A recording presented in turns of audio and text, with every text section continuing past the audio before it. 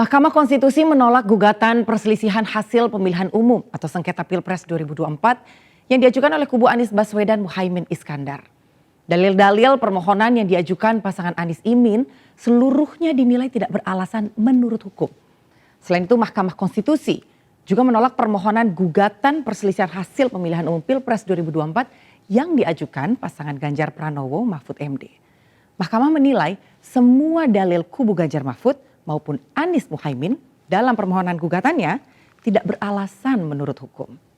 Meskipun ada 3 hakim yang mengajukan dissenting opinion, namun hal ini menjadi tidak berarti karena putusan MK sudah final menolak permohonan gugatan dalam sidang sengketa pemilu 2024 ini. Hasil sidang MK ini pun sudah tidak jauh dengan prediksi yang beredar di masyarakat bahwa sidang MK sengketa pemilu ini hanya jadi ajang formalitas. Dan untuk membahas lebih dalam pemirsa, kita akan bahas dalam episode One on One malam ini. Bersama saya, Anggi Pasaribu.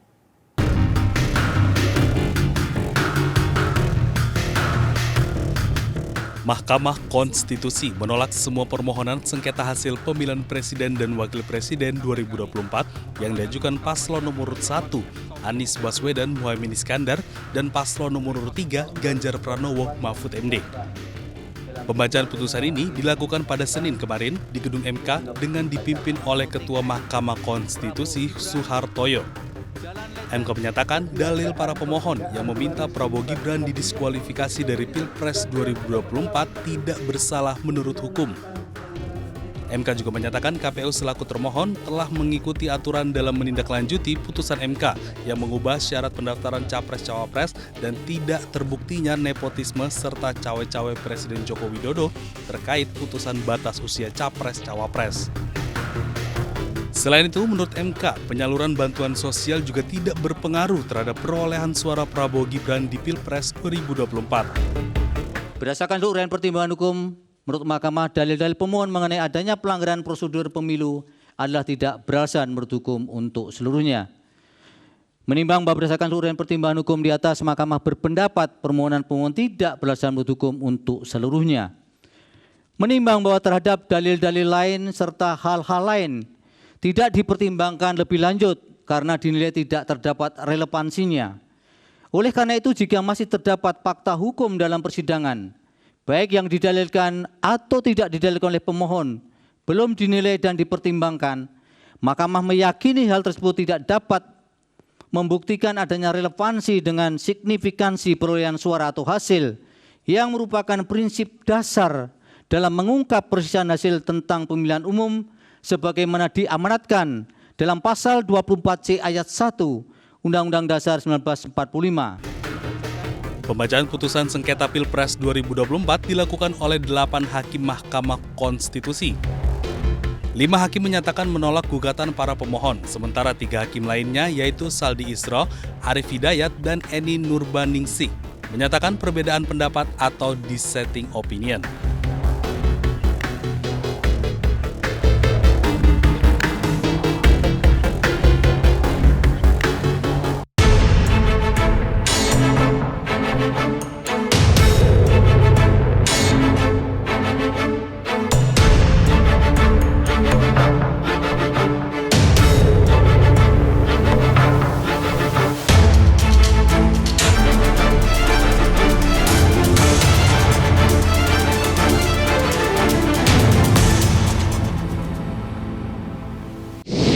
Halo semuanya, selamat datang di One on One bersama saya Anggi Pasaribu dan di sebelah kanan saya sudah ada tamu kehormatan Bang Rocky Gerung. Bang, kayaknya tuh nggak seru kalau misalnya belum ngebahas tentang apa yang terjadi di Republik ini yang masih fresh from the oven dan masih segar untuk dibahas terkait dengan putusan Majelis Hakim MK bahwa semua gugatan dari pemohon ditolak seluruhnya, Bang. Masa nggak ada even satu pun yang dianggap layak untuk diterima kecuali dissenting opinion dari itu ya, dari 3 hakim ya. Tanggapan Bang Rocky gimana, Bang? Ya, karena 5 hakim itu memutuskan dengan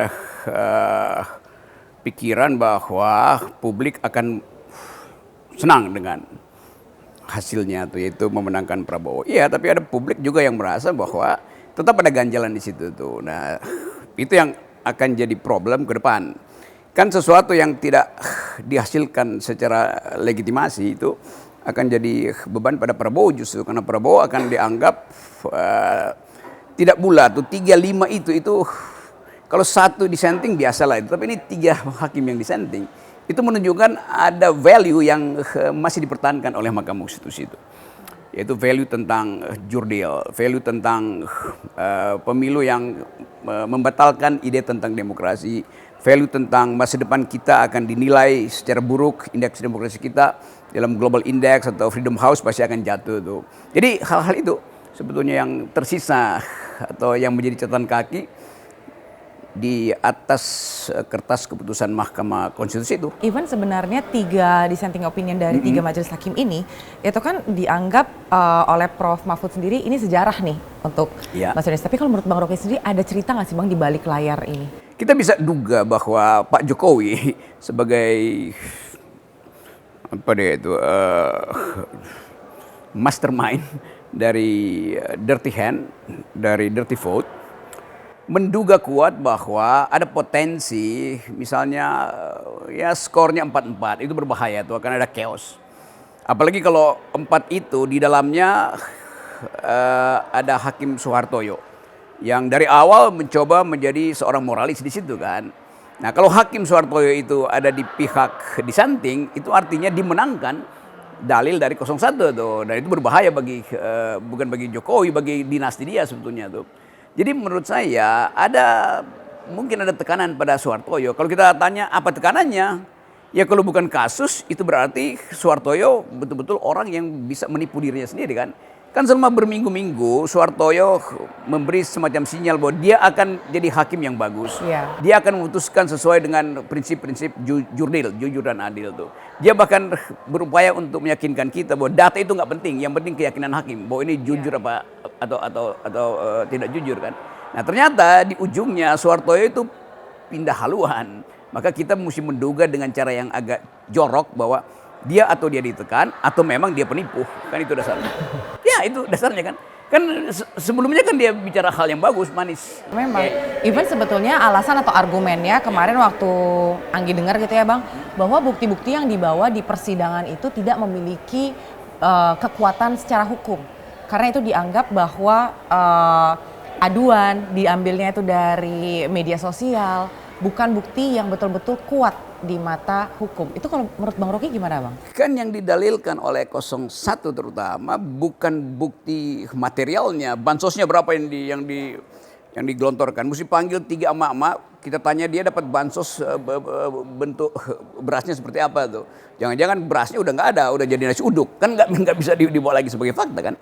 Karena itu dalil dari 01 adalah prinsip-prinsip kualitatif, prinsip-prinsip nilai di dalam pemilu, yaitu jujur, jurdil dan bersih segala macam itulah. Dalil itu diterima dengan baik oleh 3 hakim. Saldi Isra mengerti itu, Arief Hidayat mengerti itu, Ibu Eni mengerti itu.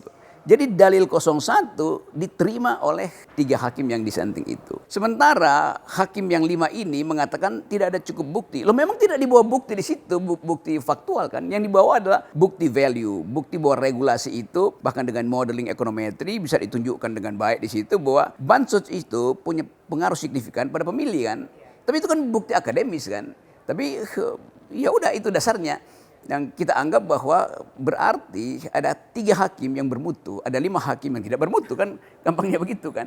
Karena ini bukan soal pengadilan pidana untuk bawa bukti itu, bukti material. Ini soal masa depan demokrasi, soal value yang sedang kita perjuangkan supaya indeks demokrasi kita baik di luar negeri. Karena meskipun kayak gitu sebenarnya kemarin argumennya Bu ini itu bagus tuh Bang, yang dibilang bahwa oke, memang bansos itu tidak mempengaruhi pemungutan suara pemilih. Tapi ketika bansos itu diberikan oleh seorang presiden ketika masa kampanye, sebenarnya itu kan sangat wajar ketika orang punya persepsi.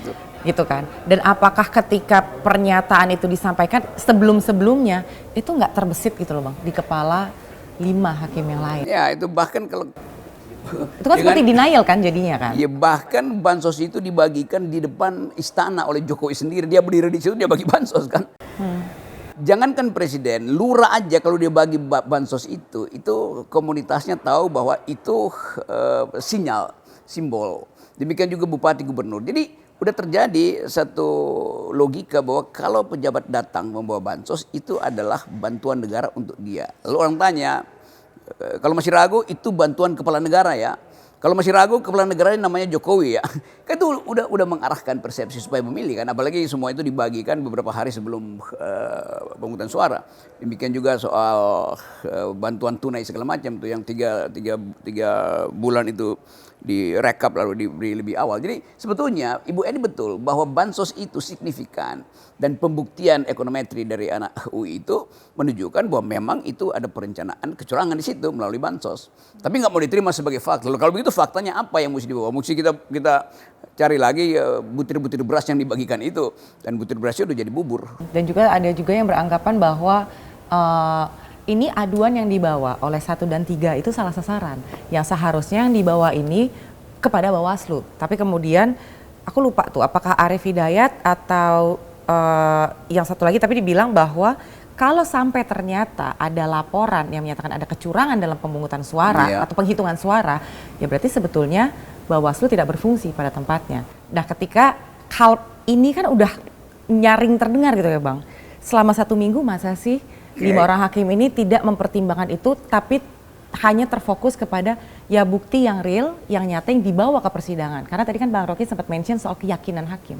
Betul, jadi sebetulnya kalau dibawa ke Bawaslu itu kita mesti bawa data aja kan. Untuk membuktikan bahwa saya dicurangi di provinsi ini 200.000, di provinsi itu 300.000, di provinsi ini 2 segala macam. Tapi orang lupa bahwa yang didalilkan oleh 01 itu ada prinsipnya, jujur dan adilnya itu. Mulai dari kebijakan, mulai dari keputusan Mahkamah nomor 90 itu kan. Kan hulunya di situ tuh. Nah itu nggak mungkin dibawa ke Bawaslu. Bawaslu itu memeriksa data hasil pemilu. Bukan logika dari pemilu, bukan perencanaan pemilu, bukan regulasi yang ada di situ kan. Jadi memang itu mesti dibawa ke Mahkamah Konstitusi. Karena Mahkamah Konstitusi itu jadi the guardian of the Constitution. Bawaslu itu bukan guardian of the Constitution. Jadi dalil kita pada waktu itu, dalil 01, meminta Mahkamah memeriksa pelanggaran terhadap asas-asas jujur dan adil yang ada di dalam Undang-Undang Dasar. Itu aja. Jadi memang tepat dibawa ke situ. Berarti sekarang kalau kita bicara soal Guardian of Constitution gitu ya Bang ya. Yang kita tahu bahwa nggak pernah ada ceritanya sengketa pemilu, ada diskualifikasi dan lain sebagainya. Dan sekarang pun kejadian lagi hal yang sama gitu. Ibaratnya formalitas gitu. Jadi sebetulnya masih perlu nggak nih Bang sidang sengketa pemilu? Pemilihan presiden yang akan datang. Kita belajar dari kasus ini bahwa duel argumen tidak harus datang dari data itu. Data itu orang udah tahu tuh. Data itu bisa dimanipulasi tuh. Tetapi kita minta sebetulnya hakim untuk belajar bahwa istilah the guardian of the constitution itu nobility dia itu, nobleness-nya ada di situ tuh. Dia bukan hakim pidana yang nyari-nyari mana kambing yang dicuri itu.